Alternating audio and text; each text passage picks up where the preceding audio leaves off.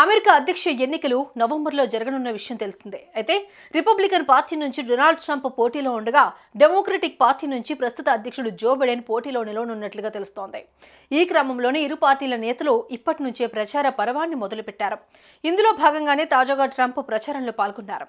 దీంతో ఓ దుండగుడు ఆయనపై కాల్పులు జరపడం అనేది ఇప్పుడు అందరినీ షాక్ కి గురిచేస్తోంది. ఈ ఘటన ఇప్పుడు తీవ్ర కలకలంగా మారుతోంది.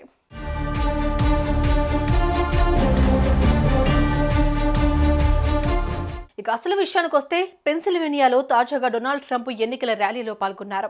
ఈ కార్యక్రమానికి ఎంతో మంది హాజరయ్యారు. అయితే ట్రంప్ వేదిక మీదకి ఎక్కి ప్రసంగిస్తూ ఉండగా జనాల ముసుగులో ఉన్న ఓ దుండగుడు ఆయనపై కాల్పులు జరిపాడు. దీంతో ఆ తూట ట్రంప్ చెవి భాగం నుంచి చొచ్చుకెళ్లింది. చూస్తుండగానే ఆయన నేల కొరిగారు. అప్రమత్తమైన భద్రతా సిబ్బంది వెంటనే ట్రంప్ ను చుట్టుముట్టారు. అనంతరం ఆయనను అంబులెన్స్ లో తరలించి చికిత్స అందిస్తున్నారు. ఈ కాల్పుల్లో ర్యాలీలో పాల్గొన్న ఓ యువకుడు మరణించగా ఇద్దరు గాయపడ్డట్లుగా తెలుస్తోంది.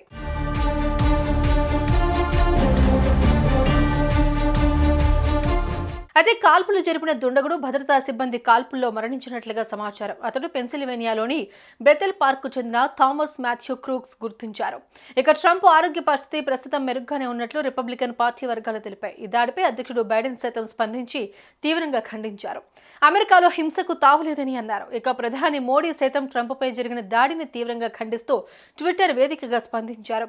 నా మిత్రుడిపై జరిగిన ఈ దాడిని నేను తీవ్రంగా ఖండిస్తున్నానని, ఆయన త్వరగా కోలుకోవాలని తెలిపారు. అయితే ఈ ఘటనపై భద్రతా ఏజెన్సీలు పూర్తి స్థాయిలో దర్యాప్తు చేస్తున్నాయి. ఇదే అంశం ప్రపంచవ్యాప్తంగా తీవ్ర చర్చనీయాంశంగా మారుతోంది.